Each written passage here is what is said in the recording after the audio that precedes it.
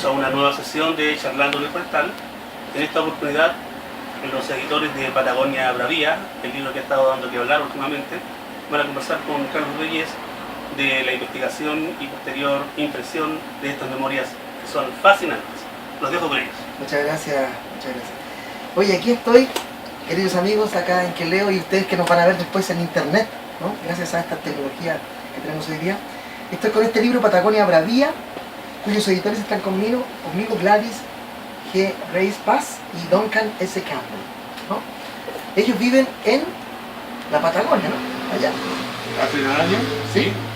Tenemos casa en Puerto Natales. Puerto Natales. A vista del Parque Nacional. Ah, maravilloso. Bueno, Gladys es, aquí voy a leer en el libro, aparecen ellos como editores, dice, de antigua familia magallánica, realizó estudios de doctorado en lingüística en la Universidad de Georgetown en Washington, D.C. ¿no? Durante su carrera desarrollaba e impartido seminarios sobre comunicaciones escritas en varios países de Hispanoamérica. Bueno, por ahí la relación con los libros. Y Duncan, escocés, es ingeniero informático, autor de La presencia británica en la Patagonia Austral, página web que ha obtenido reconocimiento internacional y que fuera seleccionada por la Biblioteca Británica, la British Library, para su archivo permanente. ¿No? Los dos ligados un poco a la investigación, a los libros, y muy enraizados en su tierra, ¿no? En la tierra, en tu nueva tierra en tu caso y en la tuya de familia. Oye, ustedes han realizado este bellísimo libro, Patagonia Bravía, que yo tengo aquí bastante, como pueden ver, estudiado. Es un libro que está ilustrado también bellamente por una ilustradora argentina. ¿Cómo se llama ella? Ella se llama Julieta Fernández Canepa y vive actualmente en Puerto Natales, es argentina, nacida allá, criada allá, y tiene una doble profesión, porque no solo es ilustradora, su formación profesional es escultora, pero ella es guía. Sí. Le gusta estar a la Guía turística y entonces ayudó mucho eso. Eso es increíble, porque ella conoce muy bien la naturaleza que pintó, los cuadros, los animales, los detalles. Vamos a hablar de eso más adelante. Además, leyendo los créditos del libro me encontré con un gran amigo de la casa también, el Mirko Vukasovic, gran dibujante de historietas chileno, ¿no es cierto? Que vive en el sur, pero que ahora está entre Croacia y Chile. Sí. Así que también fue muy grato ver su nombre ahí, entonces ahí como se completó más para mí el libro del que vamos a hablar ahora. William H. Greenwood, ¿no? Memorias originales del Baquiano, William H. Greenwood. Leyendo el libro dice que le decían Don Guillermo, por esto de, ¿no es cierto?, de William. 30 años en la Patagonia, hijo de un pastor inglés, nació en 1849 en Essex y llega a Punta Arenas más o menos en 1872, según la investigación que ustedes realizaron. En ese momento Punta Arenas era conocida como La Colonia. Vamos, que me cuenten después un poco de eso. Y este libro justamente recoge las crónicas de este personaje. Son 59 textos que ustedes rastrearon hasta encontrar maravillosamente en Buenos Aires, ¿no es cierto?, en un periódico que se llamaba como The Standard, estos textos que él escribía como crónicas. Y cuando uno las lee, yo les comentaba, al leerlo me hicieron mucho sentido porque están muy bien escritas, son llanas, simples, pero están llenas de humanidad, ¿no? El tipo conecta con la naturaleza, hay humor, hay aventuras. Acá yo lo leí casi como si fuera una novela de Julio Verne para mí en momentos. Era como aventura, pero de verdad. O sea, el tipo tiene casos espectaculares con amigos, con animales, con los indígenas, ¿no? Y fueron textos que se escribieron hace más de 100 años. Es maravilloso que estemos hoy en esta librería hablando de un señor que ya murió hace muchos años y que escribió hace 100 años este panorama de nuestra Patagonia, la Patagonia chileno-argentina, como pocas veces lo hemos visto. ¿Quién era este señor William H. Greenwood? Cuéntenos, ustedes que lograron conectarse con él y por lo que yo leí, ustedes dicen que ya lo sentían como casi un amigo. Pariente. Como un pariente. ¿Cómo es, a través de los textos que leyeron de la investigación, cómo es, cómo era este señor? Era una persona un poco compleja, un poco sencillo, en el sentido que se llegó a Patagonia con mucho entusiasmo, joven, más o menos 23 años, con una pequeña herencia que invirtió en varios negocios en esta pequeña colonia. Realmente la presencia de Chile en el estrecho de Magallanes en esta fecha era mínima. Sobre el estrecho de Magallanes y nada más. Bueno, él intenta varias cosas. Lo que más me interesa, y vamos avanzando con esa idea, es que faltaba carne. Los colonos no tenían nada, porque la carne no se puede enviar desde el norte. Todo iba por barco y se demoraba semanas o meses en llegar. Entonces él sale al interior, poco explorado, y caza guanacos, caza lo que él llama avestruces, que es el ñandú. Avestruces, le decía, sí. Sí. Y Ciervos, que eran los guamules. sí, que en esa época eran mucho más comunes, y con eso hace un poco de vida de cazador y carnicero. Pero complejo porque cuando encuentra la quiebra, ¿no? muchos negocios, algo le fue mal, perdió su plata, hizo algo que no es normal para una persona en esa situación. En vez de reponerse o abandonar y volver a su patria o buscar otro, optó por irse de la ciudad al interior de Magallanes. Un mundo solo, y él solo, tratando de vivir por su propio esfuerzo y experiencia como cazador. Sí. Yo voy a agregar que cuando hicimos la investigación, de este señor no se sabía casi nada, encontramos finalmente el origen de su familia en Inglaterra. Y el papá de William Greenwood era ministro de la Iglesia Anglicana. Pero también encontramos que sus abuelitos, por lado y lado, habían sido ministros de la Iglesia Anglicana. Sus tíos, sus primos y unos hermanos.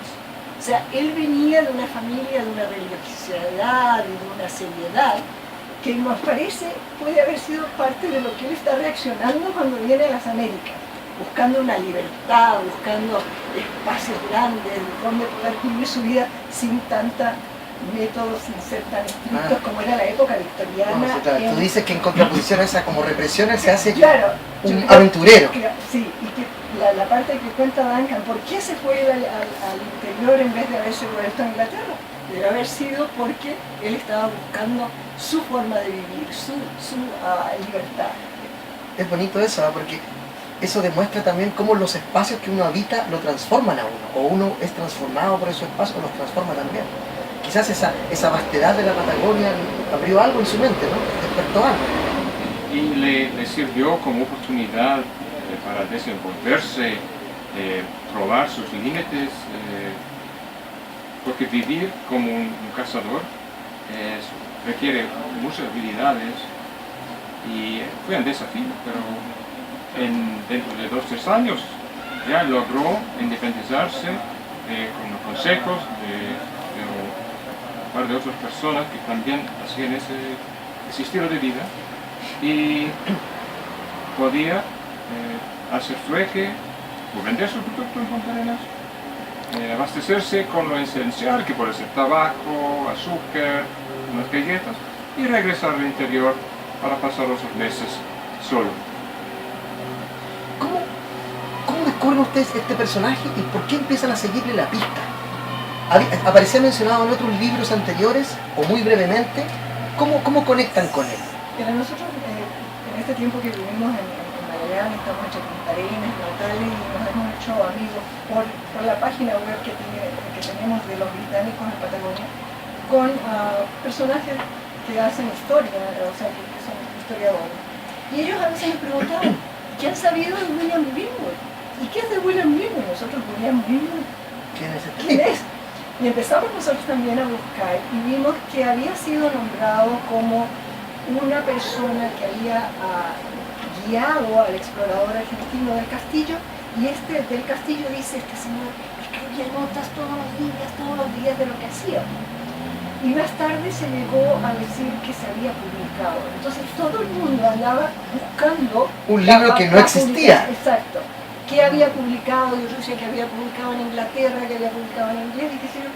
Pero nunca, y estamos hablando de ya 100 y tantos años hacia atrás, nunca se había encontrado nada. Había un periodista argentino que como en 1935 todavía decía, ¿qué daría él por encontrar las notas perdidas. Y los del tenía muy Greenwood. cerca, más que ustedes. Claro, pero lo que pasaba es que se asumía que la publicación en inglés se había hecho en Inglaterra. Y se Cuando se no. presuponía un volumen completo. Claro, un un libro. libro o que no diario de existía. vida o algo así. Y no fue así. ¿Y qué es lo que encuentran ustedes? Lo que encontramos fue un proceso largo y con muchas pistas falsas. Empezamos con la información, lo que existía. Se decía que nació en tal ciudad, en la ciudad de York, en el norte de Inglaterra. Al final, identificamos totalmente equivocado, al otro lado del país. Decía que en la fecha en que se hizo esa expedición tenía tantos años, creo que eran 37, perfecto. Pero uno no sabe, eso podría ser algo para equivocarse, ¿no? Buscamos familiares, esto un montón, porque el nombre de él es común. Sí, Greenwood William, algo media docena, no. Verificamos en los índices del registro civil de Inglaterra, en los 2 años que podrían coincidir con la edad, 81 William Greenwood nació. Imposible. Entonces, fue un proceso de avanzar, retroceder, tratar de juntar, y para la parte genealógica, lo que nos guió finalmente fue darnos cuenta de la inicial, H. Porque no era un Henry, era un nombre bastante poco común, Herringham. Ese fue como el gancho. Es un apellido en el Una fondo. pista. Sí. Y eso nos ayudó en la búsqueda. Y bueno, eso hoy en día, con todo lo que existe en internet para ayudar a la historia familiar, fue un proceso más o menos fácil. Y ahí Ya, de ahí- descubren ustedes qué más. De ahí estamos visitando una estancia en Argentina un buen día de alguien que se llama, de los descendientes de Enrique Renard, que fue el que primero que llevó las ovejas a Magallanes, qué sé yo. Y estamos ahí, el hombre nos muestra, ¿quieren ver documentos antiguos? ¿Quieren ver libros ya? Y empezamos a ver y de repente, ¡pum! Greenwood. La primera Empezamos a crónica. sacar fotos y Es todo. la primera crónica que encuentran. No, era una mención que los descendientes, los hijos de este Renard, habían escrito a Greenwood porque querían hacer ellos una biografía de su papá. Y el papá había sido socio de Greenwood, cosa que nadie sabía antes, o muy poco conocido. Y entonces, en esos libros, en esas memorias que los hijos escribieron, había una referencia a un Otra pista. artículo del Standard de Buenos Aires. Y ahí ustedes dicen, Esa fue el Esa fue la Standard. primera vez que vimos que alguien se refería a alguien publicado de Greenwood. Y el artículo era sobre el motín de los artilleros. Sí, que aquí en aparece Tonteras, acá. sí. Entonces, y ese fue como el artículo que nos guió, y después cuando estábamos viendo los libros que encontramos, los periódicos que se encontraban en la Universidad de San Andrés, en Buenos Aires, dijimos, bueno, vamos a mirar el diario anterior y vamos a mirar el posterior, y ahí fue que encontramos 59. Y nos dimos cuenta que esos eran los artículos publicados en Y esos que representaban 59 su artículos son los únicos que él escribió en Sudamérica. No hay más que ustedes sepan. Sí, Bueno, la investigación pues, Sí. pues son así, ¿no? precisamente, Siempre sí. está en Uno va proceso, descubriendo sí, cosas sí, nuevas. sí. Pero creemos que sí, creemos que esto es lo que fue. Y los que están publicados en este volumen son los Son los todos. 59. Aquí están. Sí, y los agrupamos de forma un poquito diferente porque había, siendo publicación de diario, aparecía una columna y media, entonces era como muy poquito, y juntamos lo que eran los mismos temas. Se hablaba de qué sé yo, de los baguales, todos los baguales, los pumas, todos los pumas, entonces para que sea más fácil de leer.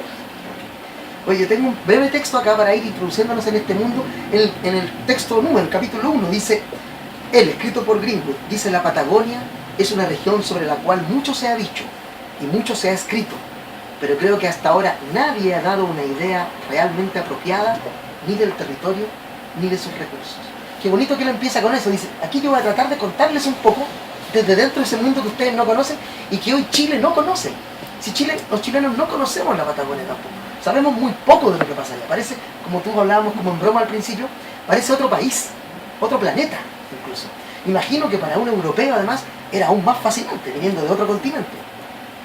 Qué bonito eso, ¿no? Hay un respeto de él por la tierra, por los recursos. Él describe maravillosamente los paisajes, los animales. Los últimos capítulos son todos sobre un capítulo por animal, habla de los pumas y habla mucho de ellos. Es bonito eso, ¿no? Que él es como un ecologista también, a pesar de que no existía esa palabra todavía. Sí, y podemos agregar algo que aprendimos solo 2 semanas atrás. Mira, Una nota manuscrita por él apareció en la instancia donde habíamos encontrado esta pista.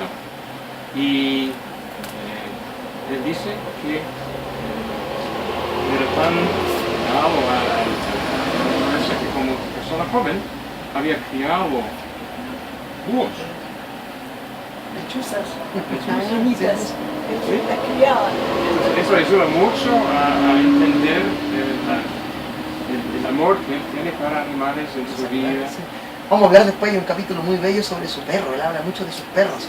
Y hay un capítulo muy bonito en que él habla del amor por su perro. Acá habla también de los caballos, estos baguales que eran estos animales, estos caballos salvajes, ¿no? Dice así, esta pequeña anécdota, escuchen, dice así. Imagínense la situación. Yo estaba encaramado en la parte casi perpendicular de la montaña usando mis 2 manos para cargar el rifle. Mi caballo, por supuesto, se asustó al instante y bruscamente dio media vuelta. Salí disparado sobre su cabeza casi 10 metros cuesta abajo y el rifle fue a dar, sepa Dios a cuánta distancia. Mi caballo partió rumbo a casa como correteado por el diablo y el toro, seguido por el inmenso caballo, ambos pasaron sobre mí. Uno de ellos pisó mi mano izquierda y me rompió un dedo. Por supuesto, dada la inclinación del terreno, el toro no pudo parar su carrera para hacerme daño, de lo contrario, más que seguro, hubiera terminado conmigo. Así son un poco las historias que este tipo cuenta, que son reales y que le pasan a él y que son dignas de una película de vaqueros, ¿no?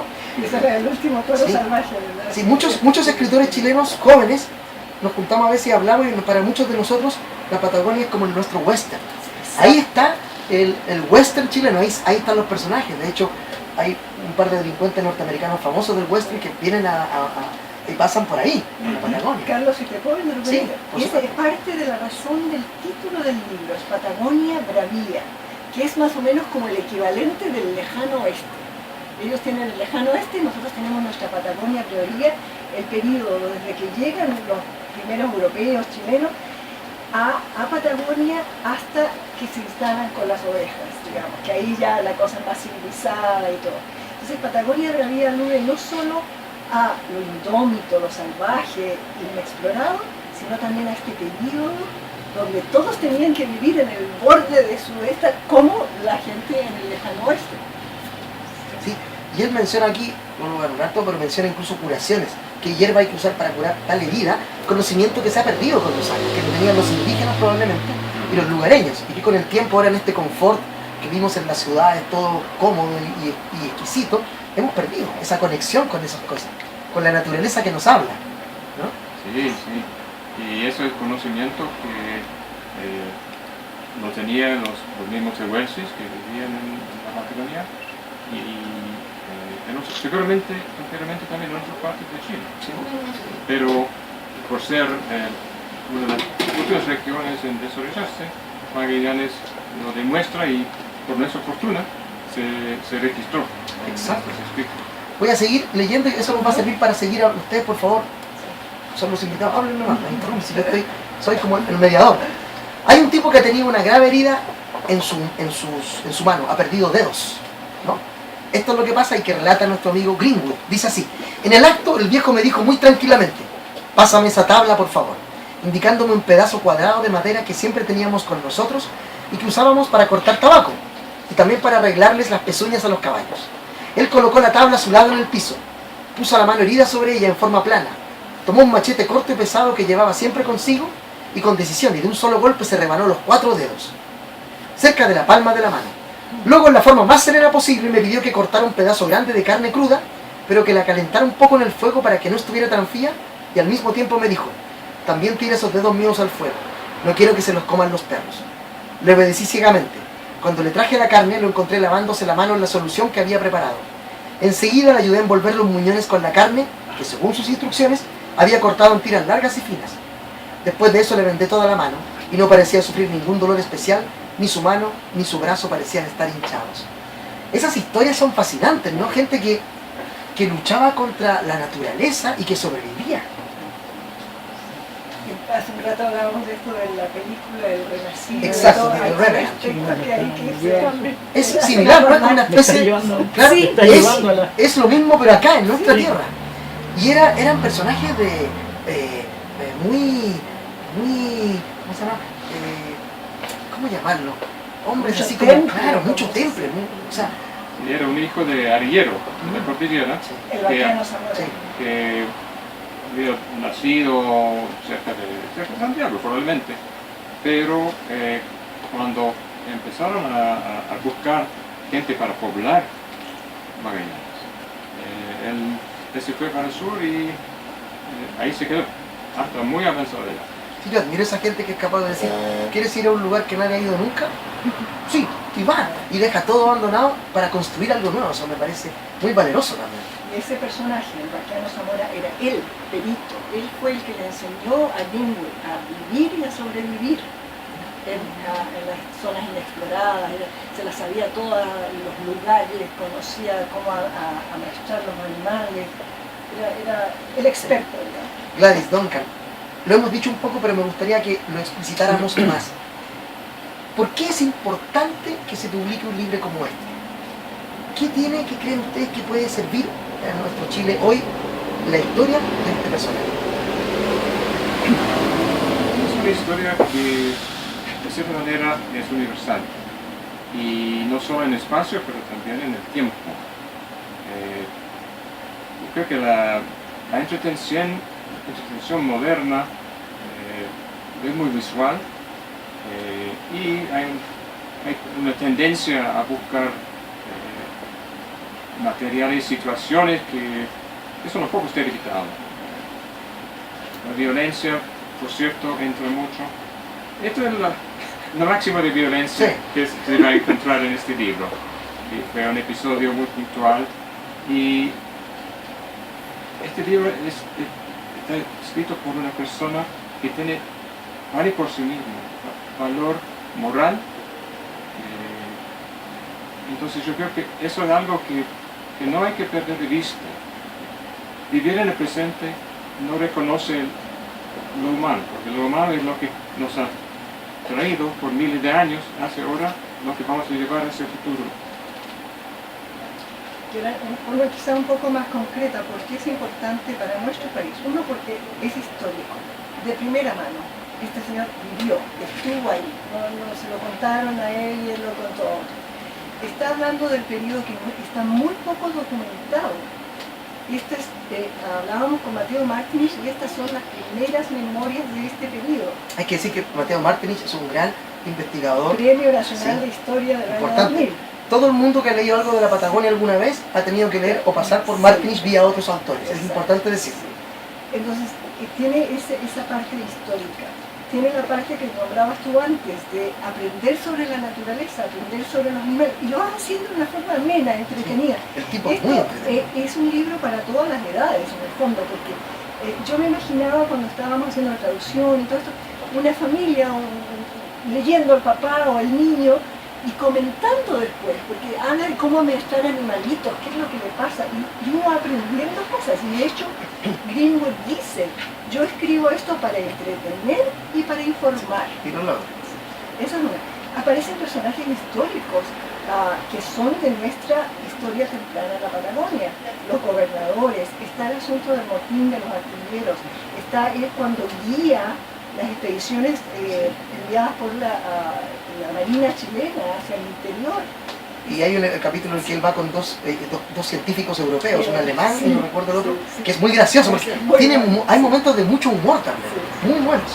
Y ese tuvimos un contacto con el nieto y el bisnieto de ese científico alemán. Y eso fue muy entretenido porque este señor alemán, un científico serio de renombre internacional, tienen un instituto actualmente en Alemania. Entonces ellos, el nieto y el bisnieto conocían a su abuelo como la persona formal, seria, científica. Y este Greenwood dice desde el principio, le voy a tomar el pelo a este profesor. Y todo el capítulo va haciéndolo ver en un aspecto que sus descendientes nos dijeron, sí, tiene razón Greenwood, así era él en el ambiente familiar y más Es relajado. muy gracioso eso porque son dos personas como que parece que se odiaran, pero finalmente se respetan Sí. mucho y se quieren. Se estiman como, Sí. como amigos, pero bromean todo el tiempo, como uno nunca sabe si están hablando en serio o no. Otra cosa de Greenwood que me gustó mucho fue este pequeño pasaje que ustedes tradujeron acá. Dice: para distraerlo a él y a los muchachos, comencé a formar parte del programa y les traduje las obras de Dickens, una por una. El placer que les daba escucharlas era de verlo para creerlo. Antes de que acabara el invierno ya había repetido Oliver Twist 3 o 4 veces. Era el que preferían, pero también les gustaban David Copperfield y Vieja Tienda de Antigüedades, ¿no? Y después hay un dibujo de la ilustradora que un poco retrata ese momento en que él está leyéndole a sus amigos, traduciéndoles directamente a Dickens, ¿no? Sí. Bueno, yo cuando niño leí también, recuerdo haber leído de niño David Copperfield también y me gustó Claro. muchísimo. Entonces me hizo mucho sentido eso. Esa imagen de alguien leyéndole a sus amigos, traduciéndoles un libro bellísimo como ese. Un buen líder de equipo. ¿Sí? Sí. Interesante. Sí. Y Entreteniendo a su gente. casi jugando un poco con el título de la que es la revista ilustrada, el libro María de Graham. María Graham, que habla sobre Chile, pero en la zona de Valparaíso, y vamos a casi a poner el título del vaqueano ilustrado, porque Claro. los vaqueanos en esa época no eran gente que tuviera educación formal, muchos de ellos no sabían leer o escribir, vivían en la tierra y de la tierra. Entonces esta es como la excepción y por eso podemos tener estas memorias tan formidables de ese tipo de libros. Él se mete también con el tema indígena. Voy a leer también otro fragmento muy pequeño. Lamento decir que algunos hombres cometieron grandes atrocidades. Eliminaron tanto mujeres y niños como varones adultos y me han dicho de fuentes confiables que una compañía pagaba a sus hombres una cierta cantidad por cada indio que mataban, siendo necesario para recibir la paga solo mostrar las orejas del indio muerto. Espero que esto sea una exageración, pero me temo que no. Cada cierto tiempo en este capítulo vuelve a decir eso. Escuché o yo vi que sucedió aquello o esto otro. Sin embargo, él es como la excepción de la regla, porque respeta mucho a los indígenas, tiene uno de sus mejores amigos, Pedro Mayor, es el Tehuelche. Un cacique. Sí, Sí. así que- Pero hay una cosa interesante en el que también menciona, es cierto que los indígenas robaban ovejas, hacían esto, pero claro, no merecían ese trato tampoco, exagerado, decía que el castigo era demasiado para lo que pasaba. Lo menciona un par de veces. Sí, y hay que ver que es interesante que a través de leer el capítulo donde él habla de los indios, uno entiende un poco también por qué los indios empezaron a comerse las Sí. ovejas. En Tierra del Fuego, los indígenas estaban en el interior y ahí tenían, había lagos, así que tenían patos silvestres, estaban los guanacos y todo esto. Pero en el invierno los indígenas migraban, iban hacia la costa. Cuando llegaron la gente que empezó a poner las estancias, tomaron la costa y no permitían que el indígena migrara hacia donde en el invierno tenía pescados, si encallaba una ballena, se comía la ballena, etc. No tuvieron ese recurso, entonces se quedaron en el interior, se le fueron los monacos y bueno, Estaban no les obligados gustaba a comer. a Sí, tener las ovejas. exacto. Otro párrafo muy bonito que me quedó en la memoria fue este. También en este capítulo que habla de los indígenas. Dice: una característica buena de su naturaleza es el tremendo cariño hacia sus hijos. Si un niño muere, el padre de él o de ella se aflige muy profundamente y con frecuencia ocurre que él cambia su nombre, mata sus caballos, quema su carpa, armas y ornamentos y comienza su vida de nuevo. Además, el nombre del difunto no se menciona más. Los padres se enojan mucho si se hace alguna referencia a la desgracia. Creo que lamentan la muerte muy sinceramente y nos darían una buena lección a muchos de nosotros los cristianos. Está documentado en otros cuentos. Sí, también es una cosa, yo lo había leído en otros libros también esa idea, ¿Mm? sí, en investigaciones sobre los indígenas. Pero él está ahí, él habla de Bridges en un momento también, pero él no tuvo la vida que Bridges tuvo al lado de los indígenas, ¿no? Pero sí conocía esa estancia, hablaba de los Bridges, también habla bien de los Bridges por lo menos, corroborando un poco lo que se dice. Bueno, hay que hacer una diferenciación, lo que él Sí. no siempre hace, entre de qué indígenas estamos hablando. Exacto. Había los grupos de canoeros, había otros grupos que eran terrestres. Entonces hay un poco de confusión. Sí. Bridges estaba en Tierra del Fuego Sí. y todo este libro se refiere al continente, a la Patagonia. Sí, él lo menciona, no dice más de eso. Pero es interesante lo que dices tú, porque claro, él tiene alguna, no siempre dice indios, pero no sabemos de quién habla. No diferencia Selknam, Ona, Tehuelche, no qué sé yo, no hace esas diferencias, pero uno entiende que está hablando de todos ellos o de alguno en particular. Además de entre los terrestres y los canoeros. Sí. Y ahí él está dando información que no fue de su experiencia vivida con la que tuvo con Tehuelche. Aquí hay otra historia también muy interesante, que son esos momentos que uno, como hablábamos al principio, que podría ser una película o una novela gráfica, ¿no? Hay un incendio, ¿no? Hay un incendio. Él tiene un perro que se llamaba Pluto, quien quería mucho. Dice, ¿y los perros? Ah, los comimos, primero, excepto el viejo Pluto, que estaba condenado a morir hace 1 o 2 días. Pero se fue una mañana y no lo hemos visto desde entonces. Eso me alegró, porque era mi viejo perro preferido, rápido, fuerte y sensato como un cristiano. Les pregunté por qué no habían tratado de partir como yo lo había hecho. Dijeron que lo habían intentado muchas veces, pero la nieve había estado tan profunda en la llanura frente al campamento que ni siquiera podían pasarla, mucho menos los cerros en el otro lado. Dadas mis propias aventuras, era fácil creerles. Claro, porque él ha pasado por un periplo anterior. Claro, este es el invierno más crudo, que es el de la película que decíamos sobre el Renacido, porque los compañeros que él dejó tuvieron que comerse hasta los cueros de las monturas y esto, y Sí. perros, caballos, todo lo que tenían a mano. Sí. Bueno, y aquí está el capítulo del motín en Punta Arenas. Prefiero que me cuenten un poco, para los que no lo conocen, los que no han conocido ese hecho histórico importante. Bueno, ¿Qué pasó? Punta Arenas empezó su vida como colonia penal y de colonos pocos, había regimiento, prisioneros, y las relaciones no siempre eran buenas, poco respeto. A lo mejor el país ha avanzado, pero en esa época mucho dependía de los oficiales de turno o del gobernador de turno. Y en la opinión de Greenwood, el gobernador en el año 77 era un sádico. Él tomaba placer en ser muy estricto con la disciplina, y también aprendemos con la misma historia de invierno duro. Ese fue el invierno duro. Entonces, imagínense, en la primavera los prisioneros han pasado por muchos peligros, latigazos, hambre seguramente, frío, y no viendo otra salida, toman la decisión que tiene que acabar con este régimen. Por lo menos el principal de los oficiales. Y planean una sublevación. Sí, la gente del ejército mismo, de los que están ahí, no los prisioneros tanto, sino que los carceleros, o sea, los que cuidaban a los presos también estaban atentos. Entonces, una noche, Los artilleros. sí, una noche empieza más o menos bien, pero no logran capturar al gobernador, escapa, pero hay otros muertos y hay mucho daño. La ciudad sufre enormemente, comerciantes, hay casi 60 muertos, mucha pérdida de mercancías y de edificios, todo el edificio de la urbanización, por supuesto, y la cosa pierde control, y eso es porque liberaron los prisioneros.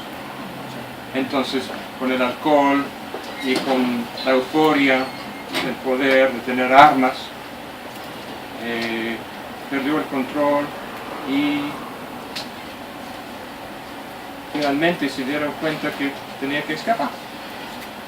¿Pero cómo? Entonces intentaron hacer una trampa a un barco de vapor que iba a pasar. Y eso, el libro cuenta porque eso no fue exitoso. Al contrario, unos del grupo fueron capturados y llevados directamente a Montevideo. Ellos desaparecieron del escenario. Y los demás reconocieron que no, la cosa ya no tenía futuro y intentaron escapar por tierra. Kilómetros hacia la Argentina. Algunos llegaron y muchos. Perdona, y para terminar un poquito, lo interesante es que si bien el motín fue casi fatal para Punta Arenas, porque casi que la colonia se destruyó, a la vez Greenwood rescata eso, porque Greenwood es siempre muy optimista, y él rescata y dice, por primera vez los gobiernos, tanto el argentino como el chileno, se dieron cuenta que había gente viviendo allá abajo, en el sur, y que era gente que era tan humana en lo que hacía que hasta se merecieron una sublevación. Entonces, él lo da vuelta, dice, desde ese punto en adelante, los gobiernos se empezaron a preocupar un poco más de poblar y de mantener la zona. Y él cierra este capítulo, y quiero leer esa parte, una parte muy interesante. Dice, esta es la historia de la gran tragedia de Punta Arenas como yo la sé. No quiero ser pájaro de mal agüero, pero debo decir que no creo que sea el último suceso de este tipo que ocurra, a menos que las cosas hayan cambiado mucho desde que partí. Hace una reflexión también, dice, ojo, atención acá, si esto no cambia, esto puede volver a suceder, y volvió a suceder. Otras cosas pasaron después en Chile, no solo allá, ¿no? Y más adelante hay otro párrafo que a mí me llamó muchísimo la atención. Mira, fíjense lo que dice el tipo. Dice, en realidad iban a pasar exactamente 5 años y 4 meses desde que dejara la colonia hasta que volviera a dormir bajo un techo civilizado. Pero estuve en un territorio nuevo, muy interesante, con abundante pesca y caza y 1000 cosas fascinantes.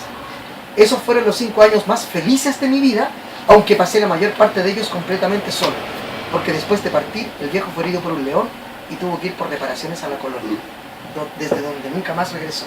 El tipo dice, los años más felices de mi vida son esos 5 años en que casi no pasé solo. Es increíble.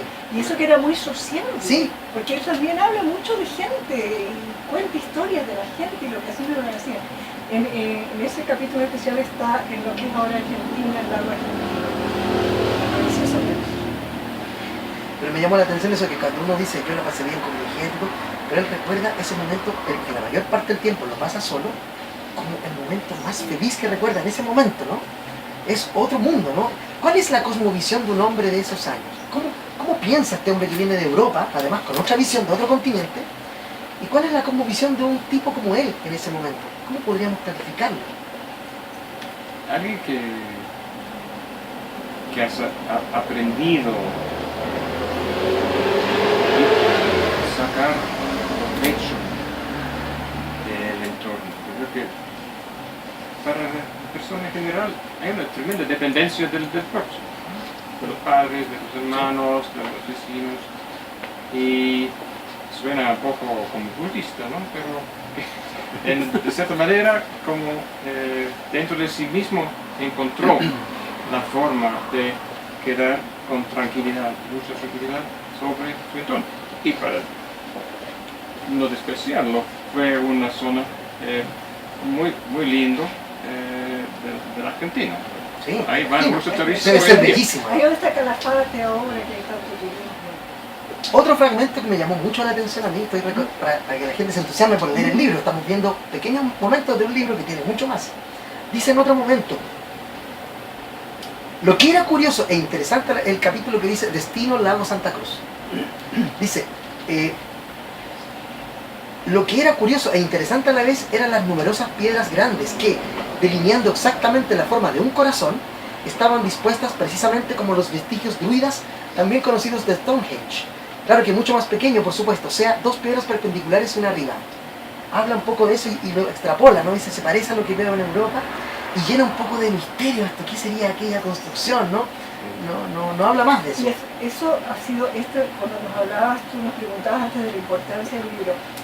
Otra cosa es que sigue despertando interés porque a nuestros amigos que están en la ciencia, en geología y esto, empezaron a leer esto y dicen, ¿a dónde estará? Sí, pues yo me pregunté lo mismo, ¿dónde estaba? Podemos encontrarlo, ¿en qué lado estará? Y tratan de leer y entonces el fomentar mayores estudios, porque habla también de fósiles, habla del carbón, habla de muchas cosas, es otro valor agregado que va saliendo del libro. Tenemos un muy buen arqueólogo, amigo nuestro, que se llama Alfredo Prieto, que está tratando ahora de encontrar dónde tenía su cabaña. Para rastrear alrededor de esa cabaña. Y a propósito de lo que dices, por eso escogí este párrafo siguiente acá. Dice, lo que sí había, sin embargo, y que nunca había visto en esta parte de la Patagonia, eran cristales de roca en grandes cantidades desparramados por toda la pequeña superficie. Los fragmentos no eran grandes, pero excepcionalmente regulares en su forma y de color reluciente, un cristal perfectamente transparente. Al verlos resplandecer en el sol, uno casi podía creer que había descubierto un Eldorado de magníficos brillantes. ¿No? Cuando uno lee eso, yo digo, eso es Julio Verne, ¿no sé, en el viaje al fondo de la Tierra. ¿Y sabes cómo se llama hoy en día? ¿Cómo? Cero cristal. Mira. Porque era precisamente la característica más notoria. Eso está bien identificado. Qué bueno. Pero lo bonito es que él lo describe desde la no ciencia, ¿no? Él dice lo que ve, no es un científico que descubre qué piedra es, nada. Pero es como Julio Verne, Aronnax, ¿no es cierto? Ahí bajo la Tierra descubriendo ese mundo maravilloso. Entonces, es un libro de aventuras también, al mismo tiempo. Eso, quiero abrir ya, si hay alguna pregunta del público, porque nosotros ya vamos a continuar, pero si hay algún comentario o pregunta sobre lo que han escuchado y que quieran profundizar, por favor, aprovechemos que tenemos estas visitas que habitualmente no están acá en Santiago habitualmente, entonces hay que aprovechar estas visitas, ¿no? A mí, una pregunta, a mí lo que me llama la atención de todo lo que han explicado ustedes es la investigación, cómo llegan, sus crónicas, él las escribió para este diario, el Standard de Buenos Aires, él las envió después de estar en Patagonia, o él las enviaba directamente. Esa parte a mí me llama la atención. Te vamos a llenar un poquito la parte de la biografía. Él estuvo en Magallanes y en Punta Arenas, la tierra inexplorada, y después esta vida de vaquiano lo agotó a él físicamente. Y el amigo Reynard, ese que decíamos que fue el que le dijo, ¿por qué no te haces ovejero y te vienes conmigo? Me dieron unos terrenos en Santa Cruz, Argentina, pongamos una estancia. Y yo dije, bueno. Y se va a y es Cañadón de las Vacas, que fue precisamente donde nosotros encontramos el material. Pasa ahí como otros 10 años, pero él ya no estaba cortado para la vida tan organizada y todo, y estaba hasta acá con las ovejas y los pumas y qué sé yo. Y el amigo Renard de nuevo le dice, ¿por qué no te vas y tomas un sabático y vamos a Inglaterra? Se va a Inglaterra, ya tenía como 48, 49 años, y se casó allá. Pero no sabemos muy bien qué pasó, porque se casó en febrero, pero en diciembre ya estaba de vuelta en Argentina. Solo. Sí, solo. Eso me llamó la atención a mí en el libro. Entonces llega, viene solito, pero ya está como un poco más mayor, y es ahí cuando él empieza a pulir sus escritos, sus apuntes, y los hace publicar en el Standard de Buenos Aires. Pero nos parece que él les había gastado toda su plata, porque era, y lo confiesa él abiertamente, 2 o 3 partes del libro, se le escurría el dinero como agua entre los dedos. Entonces, para nosotros que parte del mecanismo no solo de visitar, porque tenía que vivir en Patagonia, sino que era para vivir. Entonces, eso fue como llegar. Y al poco tiempo, en 1901, terminó de publicar, que se enfermó. Y ahí vino la mujer a buscarlo y se volvieron a Inglaterra y nunca más regresaron. Pero el cuento de la publicación fue esa en 50 después de me hacía falta con esto. Sí, qué bueno, porque sirvió para mencionar eso de que yo también me llamó la atención, el tipo se casa y vuelve solo, pero después su mujer viene a buscarlo un rato más, ¿no? porque se enfermó. Algo pasa ahí. Otro texto, aquí está un pequeño fragmento de Aventuras con el profesor Steinman, que es muy gracioso, voy a leer solo una parte. Dice, jugaban a las cartas, cuando le decía que estaba listo me ordenaba iniciar el juego. Por alguna razón siempre parecía que yo tenía la carta para partir. Me tardaba un poco en considerar cuál era la mejor para jugar, hasta que finalmente tiraba la que me parecía más aconsejable. Para entonces, sea por algún poder diabólico, o sea por mirar de reojo las cartas de los otros, el doctor sabía exactamente dónde estaba cada carta, y al ver la mía, tiraba su gorra al suelo por un lado y sus cartas por el otro, se levantaba y me venía por la carpa exclamando a voz en cuello: lo sabía, ya lo sabía. Usted es sin duda alguna el inglés más cretino, más estúpido cabeza de burro que he conocido. Y ahí bromean todo el tiempo, ¿no? Cuando estábamos traduciendo esto, yo iba a carcajadas traduciendo. Sí. Es muy gracioso ese capítulo con el profesor. Por supuesto, en inglés viene con acento alemán. Viene así, es la broma. Sí, él lo escribe con acento alemán. Oye, y es parte que sin ser él un gran literato, porque su estilo no es de lo más pulido del siglo XIX, tiene momentos donde él describe tan bien las cosas que uno las vive, realmente se vive lo que él está contando. Bueno, acá habla de las ovejas, dice, estos animales inteligentes, útiles, dóciles y afectuosos son en la actualidad el pilar de nuestra prosperidad patagónica, por lo que estoy seguro de que sus majadas, dueños y ovejeros merecen que les dedique un largo artículo. Y ahí hace un largo artículo, siempre como poniendo la atención en los temas. Los animales son importantes. Aquí, mucho del resto del libro habla de su relación con esos animales, ¿no? Muchos de ellos que, algunos dicen ustedes, por ejemplo, los pumas, que él decía que no se veían mucho, que ustedes detectan que hasta los años 40 todavía se veían mucho. Y ahora, un poquito lo que conversábamos antes, mucha de la problemática que enfrentó Greenwood en su época se está viviendo de nuevo, porque al proteger, por ejemplo, a los guanacos, que no se pueden matar, no se pueden eliminar, aumentan las majadas de guanacos y aumentan los pumas. Y los estancieros, por supuesto, no están nada muy contentos, porque los pumas de repente como que no distinguen, o quieren variar el menú. Y la mortandad causada por el puma es desproporcionada. Como dice aquí en el libro, pueden matar a una docena o varios en una sola noche. Sí. Entonces, para el estanciero son temas serios. La ley supuestamente controla, pero ahí lejos de la civilización todavía hay gente que piensa que tiene que controlar por sí mismo. Otro detalle que hacíamos cuando hicimos el lanzamiento era advertir un poquito que el comportamiento de los personajes que él narra era típico del siglo XIX. No había esta conciencia ecológica, no había esta conciencia de... Sin embargo, él es un poquito la excepción, pero por lo general proteger sus animales. Hay otro fragmento acá me conmovió un poco, porque la descripción es muy interesante. Dice, es un tipo que se enfrenta a un puma, un amigo de él. Dice, el viejo salió, amarró su cuchillo a una vara y después de encender una rama empapada en grasa, fue hasta el arbusto para liquidar a la bestia. Él no podía ver al puma, pero el puma sí lo podía ver a él, especialmente al tener la antorcha en su mano, y mientras se inclinaba hacia el arbusto para mirar bien dónde atacar, sintió un suave golpecito en la cara, justo debajo del ojo izquierdo. Como no era cobarde, con golpes repetidos de su lanza improvisada mató a su enemigo, pero a pesar de ello, la pequeña caricia en su rostro le costó la vida. Claro, él siente una caricia, y después, bueno, aquí no es que muera en el instante, pasa algo más, que no les voy a contar, porque es bien interesante cómo lo narran, y uno se da cuenta de la fuerza de estos animales, de la fuerza de la naturaleza que desconocemos. No es que el puma le destrozara la cara, le hizo así, pero eso se infecta después y lo mata al tiempo, ¿no? Es muy interesante como Greenwood describe, siente una pequeña caricia en la cara. Y de nuevo tú vas reflejando lo que el propósito que él tenía, que era enseñar, era educar, porque aprendemos todos, nosotros leímos esto y aprendíamos cosas de los animalitos con los que él estuvo en contacto. Sí, y ustedes aquí hacen una observación, en este capítulo al final algo muy interesante, escribe Greenwood, dice, hasta ahora con el tiempo, dice, él tiene una herida y él dice que con el tiempo todavía, cuando hay frío, siente dolor en esa mano en que fue atacado.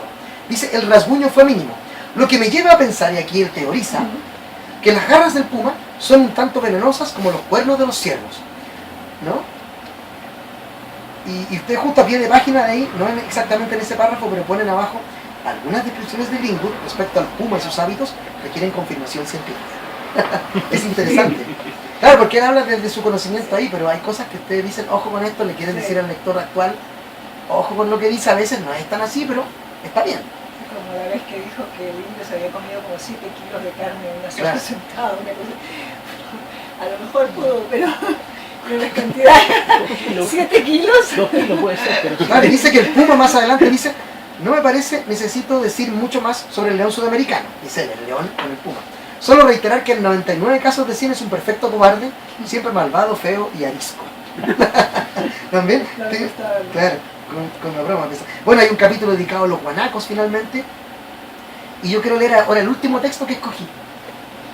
Dice así: ahora que mis modestos apuntes están llegando a su término, los he mirado con detención y he podido constatar cuán lejos están de representar los temas a los que me he abocado. Para mí esto es lamentable, dado que por haber pasado los mejores años de mi vida en este país comparativamente nuevo, siento un interés profundo en su progreso, y siempre será así. Y me daría mucha pena pensar que por algo que yo he dicho, alguien no quisiera ir a probar suerte ahí. O sea, se cuida hasta el final, dice, a pesar de todo lo que yo he escrito que es bueno y malo, vayan a ese lugar, visítenlo y que no sea por culpa mía que no vayan. O sea, ama este lugar y insiste una vez más, los años más felices de mi vida. Sí, seguramente no hubiera querido regresar a su patria, Mira, pero la salud le jugó. Mala pasada. Sí. Lo que decías tú del diccionario también se cumple en esto, es lo del turismo, que es ahora la industria por excelencia en la Patagonia. Habla de los fósiles, hay un redescubrimiento ahora de fósiles, los científicos están llegando a estudiar cada vez más lo que se encuentra allá. Con el carbón, están saliendo las nuevas minas de carbón Sí. que se pusieron. Así que él realmente, por estar tan en contacto con la naturaleza y con lo que veía, pudo percibir. y intuye en un momento, no recuerdo en qué lugar, dice que en el futuro acá van a encontrar grandes riquezas, habla de no sé qué riqueza ahora, no recuerdo, en el futuro, claro, y hay una tierra llena de riquezas, ¿sabes? Muchos años después se supo. Para nosotros, de cierta manera, y no sé si ya estamos casi al final, Sí. fue a él en varias partes dice, escribiéndole a los descendientes de Renar, que él quería escribir un libro sobre Patagonia. Y nunca en realidad llegó a hacerlo, solo las columnas del diario. Entonces para nosotros también fue como una cosita así de pensar, estamos realizando el sueño de William Greenwood de tener su libro escrito sobre Oye, además está decir que debe haber sido un esfuerzo largo, harto tiempo de trabajo, la corrección de esto debe haber sido, ustedes lo dicen acá, corrigieron detalles, muchos detalles, la edición es una edición muy linda, es un libro que yo invito a leer de verdad, con los ojos de esos aventureros de ese siglo, ¿no? Hace más de 100 años, que tenían otra mirada sobre el lugar, y además que la Patagonia sigue siendo hoy para todos un lugar fascinante. ¿Tiene la intención de proyectar un nuevo libro de algún tema semejante a este o similar? ¿Están dispuestos a enfrentar algo así de nuevo? Esa es la pregunta. Yo creo que la investigación es lo que más nos atrae. Entonces, no tenemos identificado en este momento, pero las condiciones son tal que si encontráramos algo, sería atractivo. Pero, a ver las posibilidades. Esto fue un libro que fue buscado por más de un siglo y finalmente apareció. Un poco transformado, pero ¿cuánto más puede haber? Nadie sabe. Son unas cosas que son imprescindibles. Así que sería bueno, sería una buena forma de entretención para nosotros y para el lector después. Pero el tema estamos esperando. Sí, yo quiero agradecerles a ustedes las investigaciones que nos hayan regalado, también no solo a Greenwood, sino que también a nosotros, un libro tan bello como este, que además tuvieron que traducir desde el inglés por primera vez, está en español, y espero también que sea un libro que puedan ver más gente, que esté más distribuido en todo Chile, ojalá que haya más lugares donde se pueda vender. Por ahora, hasta donde sabemos, está solo acá. Solo está en Querido Forestal y